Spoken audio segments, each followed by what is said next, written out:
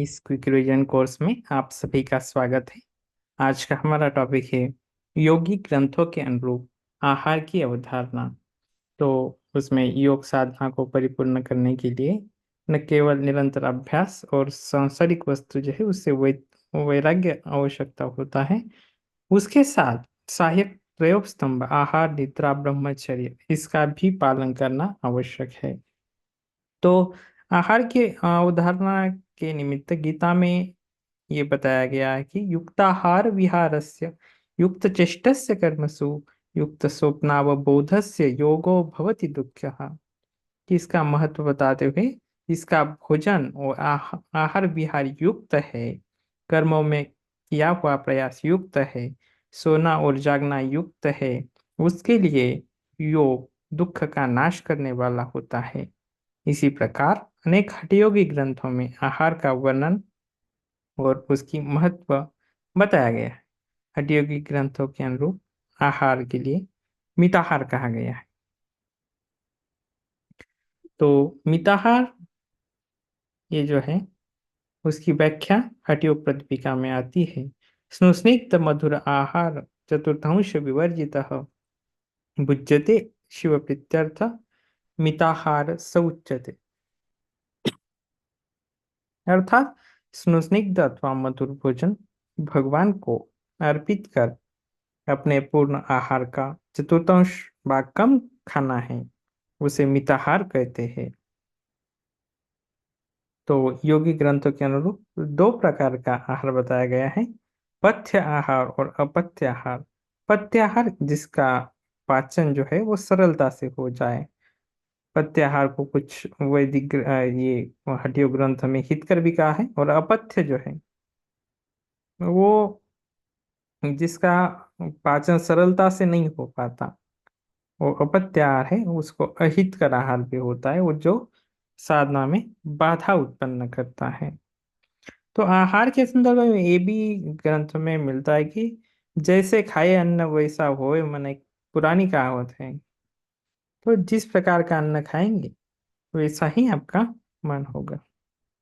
दिन आते हैं फिर पथ्य आहार, जो गेहूं है, चावल है, साठी चावल है, देन सुपाच्य अन्न है, दूध है, घी है, खांड, मक्खन, मधु, सुंठ, परवल जैसे फल, ये 5 प्रकार की साग सब्जियां जो है, जीवंती, बथुआ, चौलाई, मेघनाथ, पुनर्नमा, मूंग आदि, वर्षा जल, ये योगियों के लिए पथ्य है। इसका हठयोग प्रदीपिका में श्लोक भी मिलता है। गौधमशाली ये वषष्टि शोभनान्न क्षीराज्य खंड नवनीत सीता मधुनी शुंठी पटोल फल पंच शाखम मुद्गादि दिव्य मुदकम च यमींद्र पथ्यम। फिर पुष्टिकर आहार, इसका भी श्लोक मिलता है। पुष्टम सुमधुरम स्निग्धम गव्यम धातु प्रपोषणम मनोभिलषितम योग्यम योगी भोजनम आचरित। अर्थात योगाभ्यासी जो है उसको पुष्टिकारक, सुमधुर, स्निग्ध, गाय के जो दूध से बनी हुई वस्तुएं हैं, दूध, तक्र, छाछ आदि, जो धातु को पुष्ट करने वाले होते हैं, और मनोनुकूल तथा विध भोजन करना चाहिए। लेकिन अपथ्य आहार क्या होता है कि कटु, अम्ल, तीक्ष्ण, लवण, उष्ण, हरित शाक, सवीर तैल षर्षप मध्य मांसान आजा आदि मांस दधित तक्र कुलत्थ कोल पिनाक हिंगो मध्य पथ्यमाहु। अर्थात कटु, अम्ल, खट्टा, तीखा, नमकीन, गरम, हरी शाक, खट्टी भाजी, तेल, तिल, सरसों, मध्य मछली, बकरे आदि का मांस, दही, छाछ, कुल्थी, कुल्थी, कोल यानी बेर, खली, हिंग तथा लहसुन वस्तु योग साधक के लिए अपथ्य कारक बताई गई है। भोजनम अहितम विद्यात् पुनरनुष्ण कृतम वृक्षम अति लवणमश अम्ल युक्तम कषादन उत्कोटशम। अर्थात शाकयुक्त भोजन अहितकर है, अतः इन्हें खाना नहीं चाहिए। और फिर से जो गर्म किया गया खाना है वो रूखा है, अधिक नमक वाला खाना वो अपथ्यकर भोजन योगियों के लिए वर्जित है। श्रीमद् भगवत गीता के अनुरूप तीन प्रकार का आहार है: सात्विक आहार, राजसिक आहार, तामसिक आहार। तो जो सात्विक आहार जो होता है वो आयु और सत्व की वृद्धि करता है। राजसिक आहार जो होता है दुख शोक को उत्पन्न करता है। और तामसिक आहार वो होता है कि शरीर के लिए वो योग्य नहीं होता है। तो ये सात्विक राजसिक तामसिक आहार है। इसके आगे श्लोक है वो भी देखते हैं। सात्विक आहार: आयु सत्व बल आरोग्यम सुख प्रीति विवर्धना रस्या स्निग्धा स्थिरा हृदया आहार सात्विक प्रिया। ये 17 अध्याय में श्लोक मिलते हैं सात्विक आहार, राजसिक आहार, तामसिक आहार के।